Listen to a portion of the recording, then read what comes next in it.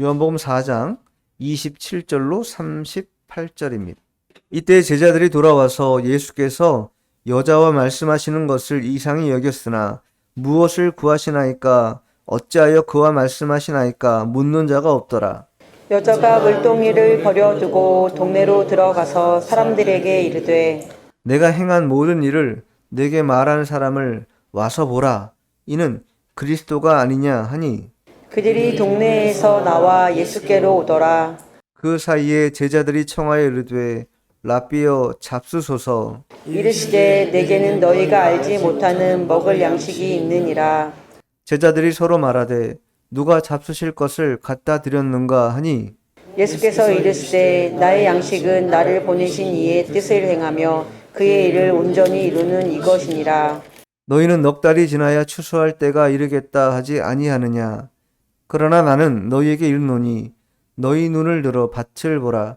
희어져 추수하게 되었도다. 거두는 자가 이미 삭도 받고 영생에 이르는 열매를 모으나니 이는 뿌리는 자와 거두는 자가 함께 즐거워하게 하려 함이라. 그런즉 한 사람이 심고 다른 사람이 거둔다 하는 말이 옳도다. 내가 너희로 노력하지 아니한 것을 거두러 보내었노니 다른 사람들은 노력하였고 너희는 그들이 노력한 것에 참여하였느니라. 말씀의 제목은 나의 양식이라는 제목으로 하나님의 말씀을 증거하도록 하겠습니다. 양식이라는 것은 좁은 의미로 볼 때는 생존을 위해 필요한 먹을 것이죠. 단순히 말하면 생존을 위해 필요한 먹을 것, 이게 양식입니다. 근데 넓은 의미로 포괄적으로 보면 인간이 사유하고 있는 모든 지식이라든가 사상이라든가 그 밖에 모든 가치라든가 이런 것들을 원천적으로 비유하는 그러한 단어를 꼽을 때 양식이다 이렇게 표현합니다. 오늘 예수님은요 나의 양식에 대해서 말씀하고 있어요. 당신께서 먹는 양식이 무엇인가? 또 그것이 얼마나 신령한 것이며 또 얼마나 아버지께서 기뻐하는 것인지, 또 제자들이 생각하고 있는 그런 양식과 얼마나 차이가 있는지 분명히 교훈하고 있습니다. 왜냐하면 예수님의 제자들은요 우리와 동일하게 육신의 안목으로 세상을 보는 관점을 가지고 있습니다. 우리도 마찬가지입니다. 육신의 안목으로 세상을 보는 것이죠. 그러나 예수님은 그 육신의 안목을 이제 접으라는 거예요. 육신의 안목으로 세상을 보지 말고 하나님의 뜻에 부합하는 그러한 원리로 생활해야 된다. 그게 믿는 자들의 참된 양식이다. 이렇게 말씀하고 있는 거예요. 어떤 의미로 보면 그러면 육신의 양식을 거부하라는 것인가? 그런 것이 아니죠.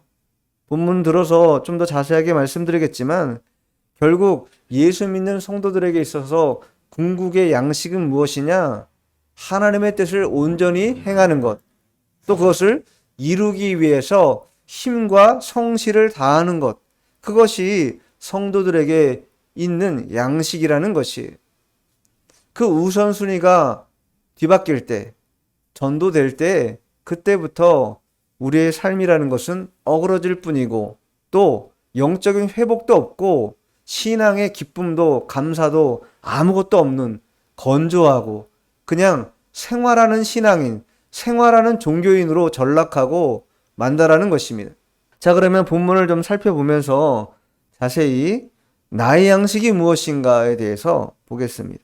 본문 27절 1절. 이때 제자들이 돌아와서 예수께서 여자와 말씀하시는 것을 이상히 여겼으나 무엇을 구하시나이까? 어찌하여 그와 말씀하시나이까? 묻는 자가 없더라. 제자들이 이상하게 여겼어요.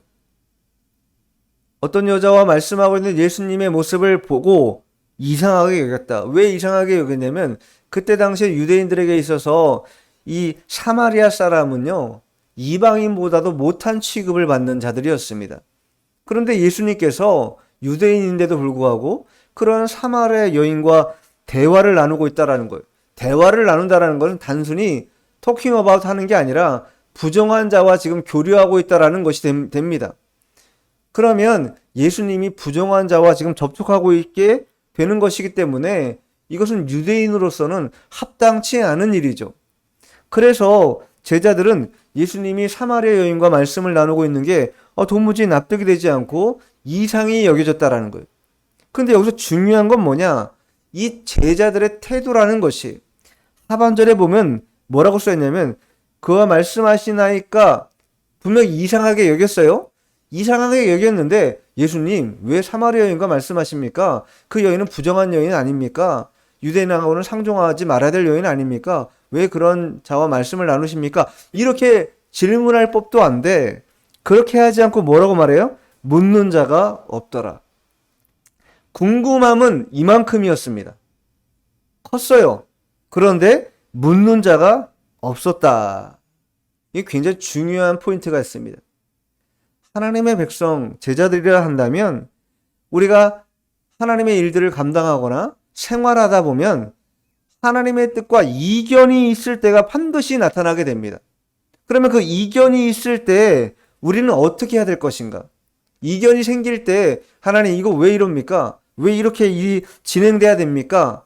이렇게 반문할 거냐는 것이죠. 이견이 생기는 이유는요, 딱 한 가지입니다. 그 높으신 하나님의 뜻을 우리가 도무지 알 수 없기 때문이에요. 그 선하신 뜻을 우리가 분별하지 못하고 알 수 없기 때문에 이견이 생길 수밖에 없는 것이죠. 그런데 맹랑하게도 아무것도 아닌 그러한 우리가 하나님의 일들을 감나라 대추나라 이렇게 함부로 말하는 그러한 경우가 상당히 많다라는 거예요. 목사를 비롯해서 모든 믿는 성도들, 특별히 오래 믿은 성도들은 특별히 자신의 신앙 경험을 바탕하여서 그러한 어리석음을 범할 때가 상당히 많습니다. 그러나 그것은 옳지 못한 태도죠. 오늘 제자들도 분명히 이견이 생겼어요. 그런데 어떻게 했어요? 그와 말씀하시나이까 묻는 자가 없었다. 묻는 자가 없었다. 그만큼 우리가 어떤 처신을 하느냐에 따라서 아름다운 모습을 하나님 앞에 보여드릴 수도 있고 그렇지 않을 수도 있다. 태도와 또 자세라는 게 그만큼 신앙생활에서는 중요한 것입니다.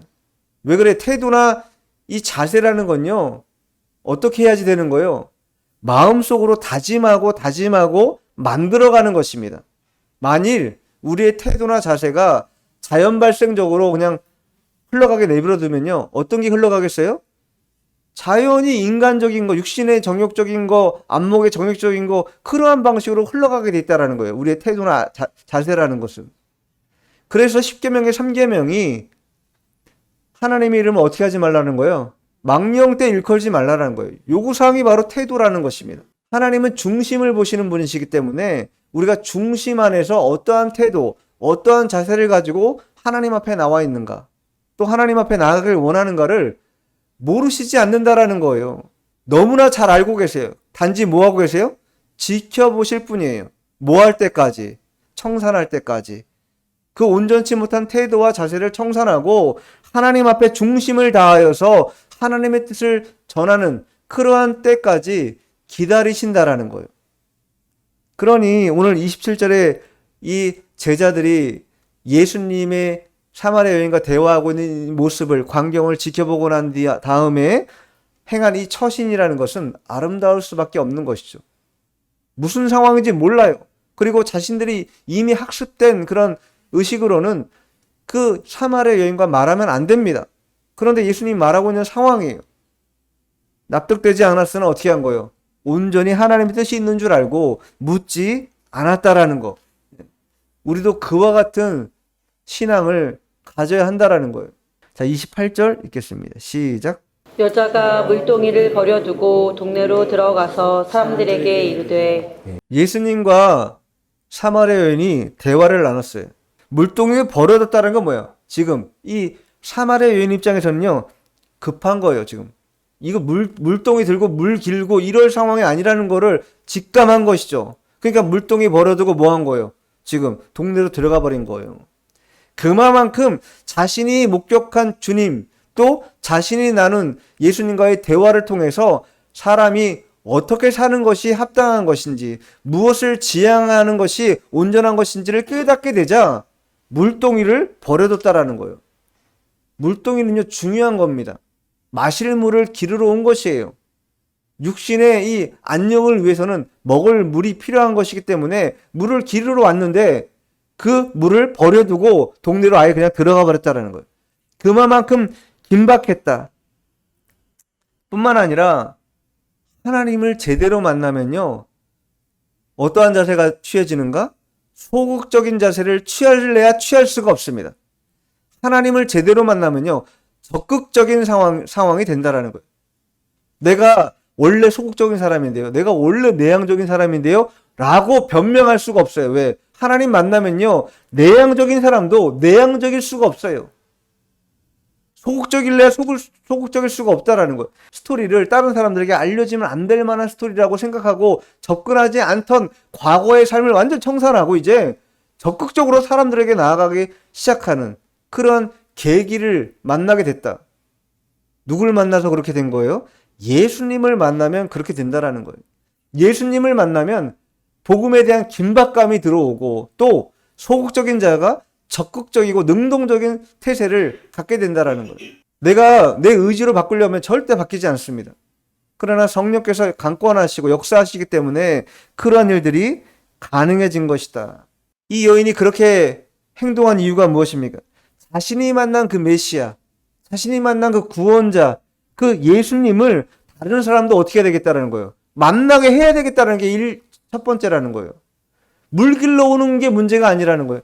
다른 사람도 그 예수님을 만남으로 말미암아 그 구원의 길에 나와 같이 동행해야 되겠다라는 게 이 사마리아 여인의 한 가지 생각이었다라는 거예요. 자, 29절 읽겠습니다. 내가 행한 모든 일을 내게 말한 사람을 와서 보라. 그는 그리스도가 아니냐 하니. 내가 행한 모든 일. 이 여인이 몇 살인지 모르겠어요. 그러나 과거에 많은 일들을 행했죠. 자신이 무슨 일을 하는지 이 예수님은 다 알고 있었다라는 거예요. 과거에 남편이 5이나 있었고, 그리고 지금 있는 자도 남편이 아니라 숨기고 있는, 어떤 면에서 보면 기구하고 불의한 그러한 여인의 스토리를 이미 알고 있었다라는 거예요. 그 사실을 예수님이 딱 단도직입적으로 묻자 이 여인이 뭐라고 말하면 당신은 선지자라는 것이죠. 선지자다 이렇게 말합니다. 그러면서 자신이 참된 예배를 갈구하고 있는 자라는 것을 표현하는데, 자, 4장 25절 한번 읽어보죠. 25절. 여자가 이르되 메시아 곧 그리스도라 하는 이가 오실 줄을 내가 아노니 그가 오시면 모든 것을 우리에게 알려주시리이다. 비록 사마리아 여인이라 할지라도 그는 그리스도라 하는 메시아가 오실 것을 알고 있었고 오시기를 기다린 자라는 거예요. 그리고 그런 기다린 자기 때문에 예수님을 만나게 된 것이죠. 그리고 그러한 메시아적인 권위를 가지신 또 참된 예배를 자신에게 소개한 그 예수님을 전하지 않고서는 견딜 수 없는 그런 상황이 돼서 물동이를 버려두고 마을 동네로 내려가가지고 내게 말할 사람을 와서 보라. 내게 와서 말하는 사람, 즉 예수님을 와서 보라는 거예요. 그분이 바로 그리스도다, 즉 메시아다, 이렇게 말하고 있는 거예요. 이 여인은요, 자신의 삶이 부끄러워서 낮 12시 가장 뜨거울 때 물길로 온 여인입니다. 왜 그 가장 뜨거운 때 물길로 왔겠습니까? 사람들이 아무도 없기 때문이에요. 사람들이 아무도 없고 몰래 물만 떠가면 되는 상황이었기 때문에 다른 사람과 접촉하는 게 싫은 것이죠. 왜? 내 삶이 너무나 기구하고 어떤 면에서는 창피하고 까발려지고 싶지 않은 그러한 스토리를 가지고 있는 여인이었기 때문에 그래요. 그렇게 출발은 뜨거운 낮 정오 12시에 물길로 왔던 것이. 근데 지금 이 여인이 예수님을 만나고 나서는 어떻게 됐어요? 그런 거 저런 거 다 필요 없다. 물동이 버려두고 동네로 들어가서 내가 만난 그 메시아, 내가 만난 그 그리스도를 여러분들도 만나봐야 된다. 그러니 와라. 다른 거 주문하지 않습니다. 와서 그분을 보라는 거예요. 와서 보기만 하면 된다라는 거예요. 와서 그분을 보기만 하면 여러분들도 나와 같은 그런 삶의 변화를 경험하게 될 것입니다. 이렇게 말하고 있는 거예요. 특별한 거 전하는 거 아닙니다. 그냥 주님께 나와서 주님을 보라 하면 되는 것이죠. 자, 30절 읽겠습니다. 시작. 그들이 동네에서 나와 예수께로 오더라. 사마리아 사람들은 동네에서 나와서 예수님께 왔어요. 누구 말을 들은 거예요? 사마리아 여인의 말을 듣고 나온 거예요.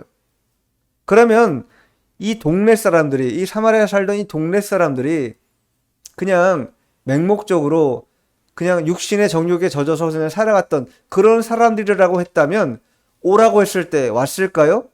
결코 오지 않았을 것입니다. 그러나 아까 사마리아 여인이 메시아를 기다렸던 것처럼, 고대했던 것처럼 그 사마리아 땅에도 여전히 메시아에 대한 갈급함이 있고 그분을 만나고자 하는 사모함이 있는 사람들이 있었던 것이에요. 그리고 그러한 자들에게 복음이 대다수의 많은 사람들에게 복음이 증거됐을 때 그 와중에 그렇게 메시아를 기다리고 또 소망했던 사람들은 어떻게 한 거예요? 그 여자의 말을 들은 것이죠. 그리고 직접 온 것이에요. 그리고 예수님을 만나게 되는 것이죠. 준비된 자가 만나는 것입니다. 준비가 되어 있지 않으면 만나지 못한다. 무슨 일도 준비된 자를 시키는 것이지 준비되어 있지 않으면 결코 그 일을 시키지 않습니다. 하나님도 준비된 자를 찾는다라는 거예요. 예비되어 있고 할 수 있는 준비가 된 자, 그런 자들을 찾는다는 것이죠. 그러면 사람이 어떠한 준비가 되어야 하는가?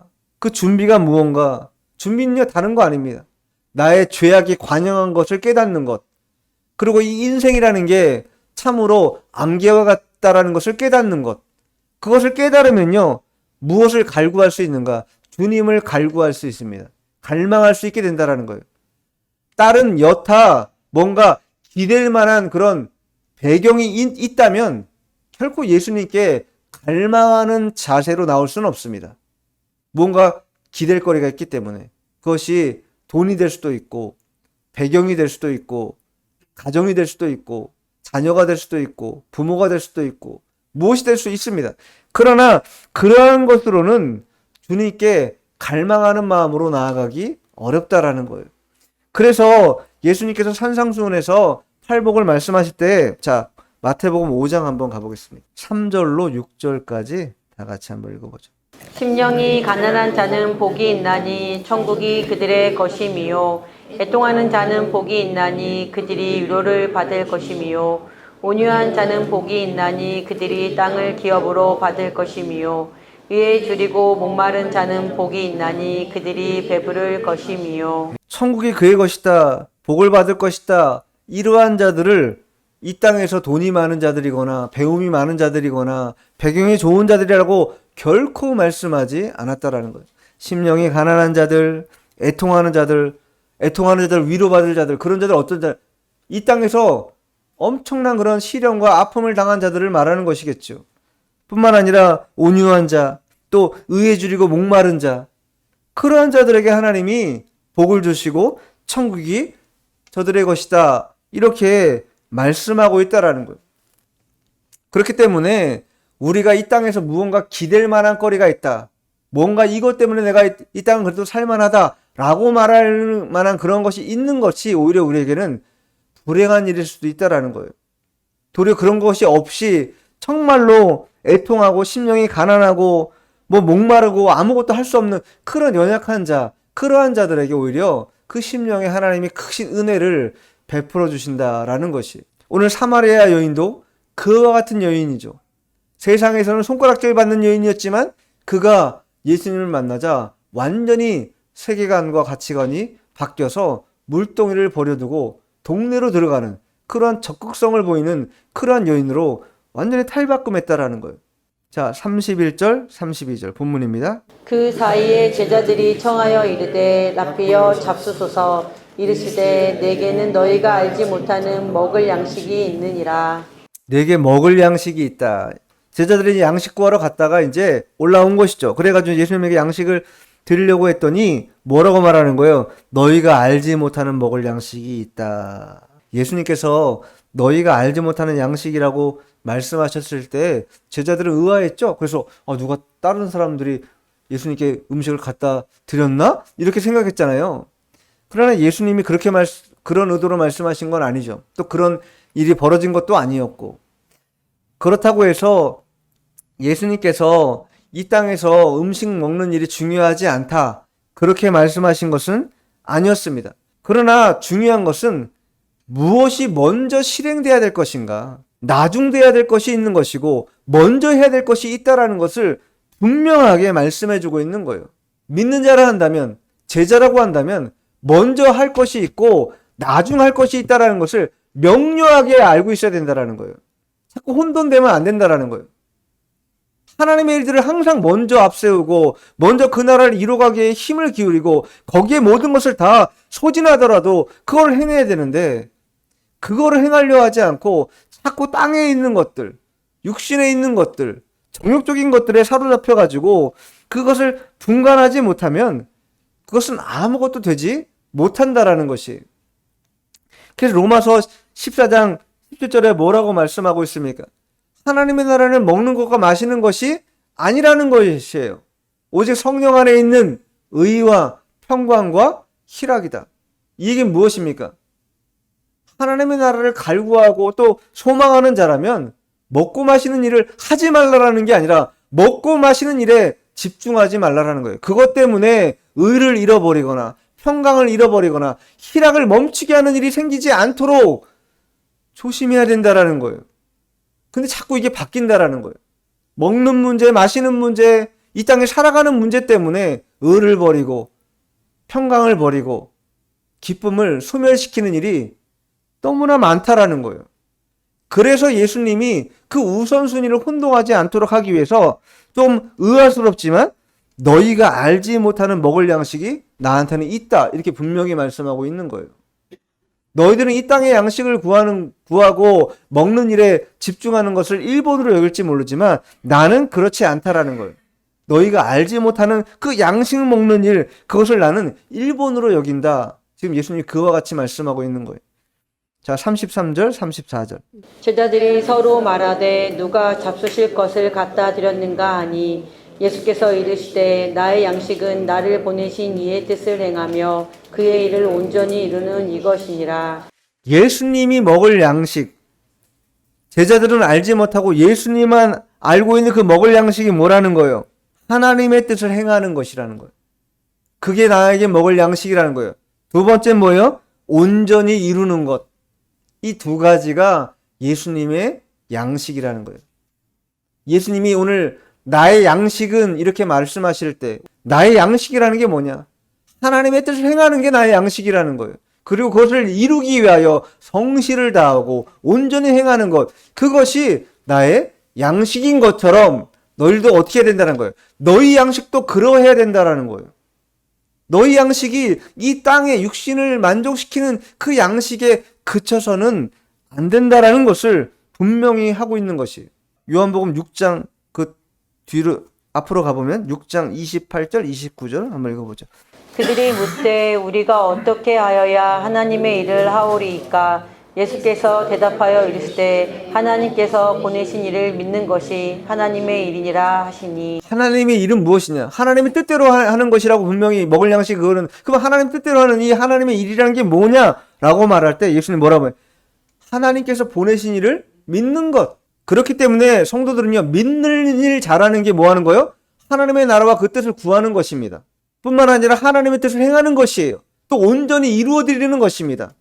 그래서 믿는 일이 중요하다고 말하고 있고 믿는 일을 열심히 행해야 된다고 강조하는 것이, 예수님이 십자가의 대속을 통하여 구원의 성취를 완성하셨다라는 것을 말씀하는 것이고, 그 완성된 구원에 우리는 뭐만 하면 되는 거예요? 믿음을 써서 동참하면 된다라는 것이에요. 예수님은요, 그 온전히 이름을 마치기까지 어떠한 일들을 행하셨습니까? 사람들에게 조롱받습니다. 침 뱉음을 당합니다. 채찍으로 맞습니다. 마지막에 십자가에 못 박혀 창에 찔리고 모든 그런 온몸이 찢겨지는 그런 고통을 다 감내했다라는 거예요. 그런 극한 상황을 어떻게 감내하고 뛰어넘을 수 있는가? 오직 한 가지만 생각한 것이죠. 그것이 아버지의 뜻을 행하는 것이고 온전히 이루는 일이라는 것을 아셨기 때문에 그것을 끝까지 감내하신 것입니다. 그러면 예수님은 뭐 하나님이 아들이기 때문에 그렇게 육신적으로 고통당할 때 우리가 당하는 고통만큼은 절대 아니었을 거야 라고 말할 수 없는 것입니다. 예수님도 참된 인간으로 이 땅에 오셨기 때문에 우리가 칼로 조금만 배임당하도 쓰라림을 경험하는 것처럼 그런 모진 고통을 똑같이 다 경험하신 거예요. 그러니 얼마나 고통스러웠겠습니까? 그런 모진 고통과 극한의 상황을 다 감당하셨다. 우리도 그러한 어려움의 일들을 감당해야 되는데 그러한 감당하기 위해서는 어떠한 준비가 되어야 있는가? 우선순위가 정확히 되어 있지 않으면 감당하지 못한다라는 거예요. 신명기 8장 3절. 너를 낮추시며 너를 줄이게 하시며 또 너도 알지 못하며 내 조상들도 알지 못하던 만나를 내게 먹이신 것은 사람이 떡으로만 사는 것이 아니요 여호와의 입에서 나오는 모든 말씀으로 사는 줄을 내게 알게 하려 하심이니라. 우리가 외부적으로 당하는 낮추기도 하시고 줄이기도 하시고 또 알지 못하는 일들을 만나게도 하시고 알지 못하던 만나를 먹게 하시는 것, 육신적으로 우리가 살아가는 모든 것들이 이러한 상황들을 경험하게 되지만 그러나 가장 중요한 것은 뭐냐면 여호와의 입에서 나오는 모든 말씀으로 사는 것, 그것이 가장 중요하다라는 것을 알게 되는 것, 그게 아버지의 뜻이라는 거예요. 그리고 그것이 궁극의 제자들의 목적이 돼야 된다, 일이 돼야 된다라는 것입니다. 다른 것으로 찾으려 하지 말고 하나님의 말씀을 먹는 것, 이 얘기는 뭐예요? 하나님의 나라 그 의를 구하는 것 동일한 것입니다. 그 뜻대로 행하는 것, 그것을 먼저 행할 때 그때 비로소 우리에게 주어지는 것들을 감내하고 또 극한 상황이 처한다 할지라도 그것을 극복할 수 있는 힘을 하나님께서 주신다는 것입니다. 예수님은요, 육신의 허기를 달래기 위해서 지금 배고픈 상태에서 지금 제자들이 먹을 것을 사러 간 거잖아요. 그럼 예수님도 뭐한 상태예요? 지금 엄청 배가 고픈 상태예요. 심하게 배가 고픈 상태입니다. 그런데 그렇게 배가 육신적으로 고픈 상황임에도 불구하고 그거보다 더 중요한 일이 있다라는 것을 예수님은 알고 계신 것이죠. 그래서 그 사마리아 여인을 구원하는 것, 그리고 그로 말미암아 그 여인으로 말미암아 그 사마리아 동네에서 자신에게 올 그 영혼들을 구원하는 일에 더 많은 관심을 가졌다라는 거예요. 내 육신의 배를 채우는 것이 문제가 아니라 다른 먹을 양식이 나한텐 있는데 그 양식이 뭐냐? 아버지의 뜻을 행하는 것, 그것이 나에게 맡겨진 일이고 그것을 우리가 먹을 양식으로 삼아야 한다, 이렇게 말씀하고 있는 거예요. 그러면서 이제 좀 더 자세히 추수로서 이러한 이야기를 비유하고 있습니다. 자, 본문 돌아와서 35절 1절. 너희는 넉 달이 지나야 추수할 때가 이르겠다 하지 아니하느냐. 그러나 나는 너희에게 이르노니 너희 눈을 들어 밭을 보라. 희어져 추수하게 되었도다. 넉 달이 지나야 추수할 때가 이른다라는 것은 그때 당시 이스라엘 농사에서 파종이 시작돼서 그 다음에 이제 추수가 되는 그 시간까지가 대략 4개월에서 6개월 사이라고 합니다. 그러면 넉 달이 남았다는 건 이제 파종을 한 이제 씨를 뿌린 것이죠, 이제. 그리고 넉 달이 지나야 뭘 얻는 거예요? 추수를 얻게 된다라는 거예요. 그러면 그 얘기즉슨 뭐예요? 넉 달 동안은 이제 두 가지 의미가 있는데 기다려야 된다, 추수하기까지는. 그게 첫 번째고, 두 번째는 뭐예요? 넉 달이나 남아있다. 그런데 예수님께서 뭐라고 말? 우리 육신으로 보이는 그런 추수의 일들은 그러하지만 35절 중반절에 뭐라고 말합니까? 그러나라고 접속사를 쓰면서 그러나 나는 너에게 이르노니, 너희들은 육신적으로 안목으로 보니까 추수할 때가 넉 달이나 남았다, 넉 달이나 남았어, 넉 달이기 때문에 괜찮아 라고 말할런지 모르지만 내 눈으로 볼 때는 어떠냐? 들의 밭을 보라, 희어졌다라, 이미 추수할 때가 됐다라는 거예요. 육신의 양식을 위하여 추수할 때가 남을런지 모르지만 영혼의 추수를 위해서 뭐예요? 지금 남지 않았다라는 거예요. 지금 해야 된다. 지금 낯을 들어서 추수를 감당해야 된다라는 거예요. 사마리아 여인을 구원했던 것처럼 그 사마리아 그 여인이 동네로 들어가서 그 동네의 사람들을 불러와서 예수님을 만나게 했던 것처럼 그와 같이 영혼 구원의 일에 있어서는 넉 달이나 남았다거나 넉 달이나 기다려야 된다라고 말해서는 안 된다는 것이, 지금이 바로 추수할 때고 지금 바로 그 일을 감당해야 된다라고 말하고 있는 거예요. 곡식의 추수는 넉 달이 남았을런지 모르지만 영적인 추수는 이미 벌어지고 있고 지금도 계속적으로 행해져야 한다라는 것을 예수님께서 비유로 말씀하고 있는 것이에요. 배고픈 거 그게 중요한 게 아니라는 거예요. 영혼이 구원받는 게 그게 참된 양식이고 그게 가장 중요한 하나님 아버지의 뜻이다. 그것을 행하는 게 가장 중요한 일이라고 분명하게 말씀하고 있는 것입니다. 자, 36절. 거두는 자가 이미 삭도 받고 영생에 이르는 열매를 모으나니 이는 뿌리는 자와 거두는 자가 함께 즐거워하게 하려 함이라. 거두는 자가 일을 다 마쳐야지 삭을 받는 게 일반적 원리입니다. 그런데 거두는 자가 뭐라고 써 있어요? 이미 삭을 받았다라는 거예요. 뭘 받은 거예요? 우리는 구원을 이미 받았죠. 그렇기 때문에 거두는 그 일을 감당하는 데 있어서 주저해서는 안 된다라는 거예요. 그리고 그 일은 어떠한 일들이 벌어지는가? 즐거움이 있다라는 것, 기쁨이 있다라는 것이 하나님의 불변의 법칙 가운데 한 가지가 뭐냐면 보상의 원리입니다. 하나님은요 반드시 보상합니다. 어떻게 보상하는가? 나쁜 것을 했는데 좋은 것으로 보상하는 일은 없습니다. 어떻게 되는가? 무엇이든지 심은 것으로 거두게 하시는 것이 하나님의 보상의 원리예요. 무엇으로 심든 그 심은 것 그대로 거두게 하시는 것이 하나님의 보상의 원리라는 거예요. 자, 갈라디아서 한번 찾아가 보죠. 갈라디아서 6장 7절 8절. 스스로 속이지 말라. 하나님은 업신여김을 받지 아니하시나니 사람이 무엇으로 심든지 그대로 거두리라. 자기의 육체를 위하여 심는 자는 육체로부터 썩어질 것을 거두고 성령을 위하여 심는 자는 성령으로부터 영생을 거두니라. 스스로 속이지 말라. 하나님은요 속이실 수 있는 분이 아니라는 거예요. 속일 수가 없어요, 그분은. 그래서 우리가 겉으로 나타나는 거 말고 아까도 말씀드렸죠?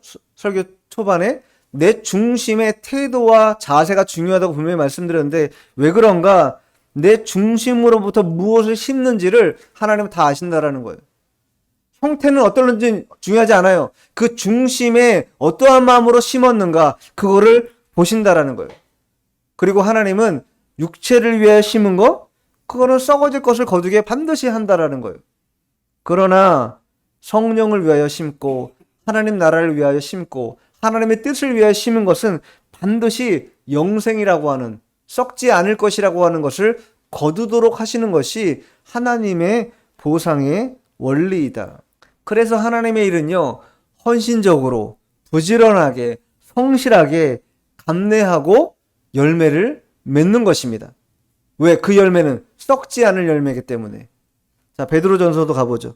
1장 4절 찾아보세요. 썩지 않고 더럽지 않고 새하지 아니하는 유업을 있게 하시나니 곧 너희를 위하여 하늘에 간직하신 것이라. 하나님이 우리에게 하늘에서 간직하는 것은요 썩지 않는 것, 더럽지 않은 것, 쇠하지 않는 것 그것으로 간직하게 하신다라는 거예요. 그런데 우리가 이 땅에서 그러한 하늘의 이 보화를 간직하기 위해서 그런 썩지 않을 것, 더럽혀지지 않을 것, 쇠하지 않을 것을 쌓아야 되는데 그런 것을 쌓지 않고 내 육체를 위하여 심고 육체를 위해서 쌓아간다? 그건요 아무것도 쌓이지 않을 것을 쌓는 것과 똑같은 거라는 거예요.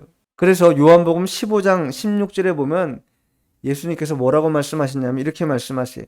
너희가 나를 택한 것이 아니요 내가 너희를 택하여 세웠나니. 예수님이 우리가 너가 원하기 때문에 너가 구원받았거나 너가 원하기 때문에 너의 노력으로 택함받았다라는 게 아니라는 거예요. 내가 너희를, 주님께서 우리를 택하셨다라는 거예요. 그리고 세웠다라는 거예요. 그 이유가 있는데 뭐냐? 너희로 가서 열매를 맺게 하고 또 너희 열매가 항상 있게 하고 열매를 맺게 하는 것, 또 그 열매가 항상 있게 하는 것, 그리고 내 이름으로 아버지께 무엇을 구하든지 다 받게 하기 위해서 내가 너희를 택하여 세웠다. 이렇게 말씀하고 있다라는 거예요. 주님은요 우리에게 열매를 주시지 않는 분이 아니라는 거예요. 단지 무엇을 안 하는 거예요? 우리가 힘써 안 하기 때문에 열매가 없는 것이죠. 힘을 기울여 행하지 않기 때문에, 내 신앙의 증진도 그렇게 애써 힘쓰지 않기 때문에 열매 없는 거예요. 그러니까 똑같은 거예요. 시간이 지나도 신앙이 자라나는 게 아니라 도리어 더 떨어져 계속. 근데 그 떨어지는 것도 알지도 못해. 얼마나 영적으로 잠들어 있는지. 자, 마지막 37, 38절 시작. 그런즉 한 사람이 심고 다른 사람이 거둔다 하는 말이 옳도다. 내가 너희로 노력하지 아니한 것을 거두러 보내었노니 다른 사람들은 노력하였고 너희는 그들이 노력한 것에 참여하였으니라. 현대인들에 있어서 이러한 원리는요, 있을 수 없는 원리입니다. 내가 심었으면 내가 먹어야지. 내가 심었는데 왜 다른 사람이 먹는가? 세상 일들은 그렇다 치더라도 구원의 일들은 그렇지 않다. 제가 항상 이 복음 전도하는 것은 어떠한 일과 같은가? 10원짜리 동전 자판기가 있습니다. 커피가 나오는 자판기가 있는데 10원짜리 동전 10개가 들어가야 나오는 커피와 똑같은 원리라는 거예요. 내가 한 개를 넣었어요. 그럼 커피 안 나옵니다. 다른 사람이 또 한 개를 넣었어요. 그래도 커피 안 나와요. 여러 사람이 넣었어요. 그리고 내가 나중에 9번째 동전을 넣었어요. 그래도 커피 안 나옵니다. 그런데 어떤 사람이 한 번도 동전 넣지 않는 사람이 와가지고 그 10번째 동전을 딱 넣는 순간 뭐가 나와요? 커피가 나오는 거예요. 그게 뭐예요? 그게 하나님의 원리라는 것이. 그것이 뿌리는 자나 거두는 자나 동일하게 즐거워할 수 있는 이유가 거기에 있다라는 거예요. 세상적인 원리를 보면 맞지 않죠. 아니, 너무 억울하지 않아요? 우리는 수도 없이 열심히 많이 넣었는데 나한텐 돌아오는 건 아무것도 없고 마지막에 아무것도 안 한 것 같은 그 사람 한 사람 마지막에 최종적으로 10번째 동전 넣은 그 사람이 그걸 취하는 게 세상 원리로는 맞지 않지요. 그러나 하나님은 그렇지 않다. 뿌리는 자나 거두는 자나 동일하게 다 즐거움에 참여하게 된다라는 것. 그게 영원 구원의 법칙이요. 하나님의 뜻을 행하는 일의 법칙이라는 것이. 그러니 섭섭해하거나 억울해할 필요가 없는 것입니다. 과거 이스라엘 백성들도 동일했습니다. 그 척박한 광야 생활을 다 지나서 이제 가나안 땅에 약속의 땅에 들어올 때 그들이 뭘 했습니까? 아무것도 한 게 없어요. 그 땅에 이미 벌어지고 있는 수고했던 그 땅과 그 성읍에서 나는 그 포도원과 감람마을에서 나는 그런 열매들을 먹으면서 뭐예요? 그 자리에서 청착했던 것이에요. 그들이 뭐 씨를 뿌려서 거두기를 했습니까? 그런 거 하나 없다라는 것이. 우리의 구원도 마찬가지입니다. 오늘 본문에 등장하는 사마리아 여인도 마찬가지고 우리의 구원도 마찬가지. 우리가 한 거 아무것도 없습니다. 그저 뭐예요? 뿌린 자가 있고 거두는 자가 있는 그 원리를 따라 즐거운 일에 우리가 뭐예요? 동참하게 된 것이 하나님의 은혜 가운데. 그렇기 때문에 우리는 자랑할 필요가 없는 것입니다. 모든 것이 하나님의 은혜고 하나님께 영광을 돌려 하는 것이다 라고 믿고 우리에게 주어진 일 추수할 때가 휘어졌기 때문에 밭의 곡식이 이미 무르익었다라는 거예요. 추수할 곳을 찾아 낯을 들고 그 추수한 일들을 감당하는 것. 그게 뭐예요? 나의 양식이라는 거예요. 예수님께서 말씀하신 나의 양식이라는 것은 하나님의 뜻을 행하는 것, 그리고 온전히 성실하게 그것을 이루어 드리는 것이 예수님의 양식이었습니다. 그렇다면 우리들의 양식은 어떠해야 되는가? 동일하게 예수님의 양식과 같이 우리도 그 하나님의 뜻을 이루어 드리고 또 하나님의 뜻을 행하는 것, 그것이 나의 양식인 줄 알고 온전히 영혼 구원하는 일에 힘을 기울이는 우리가 되어야 되겠습니다. 기도하겠습니다.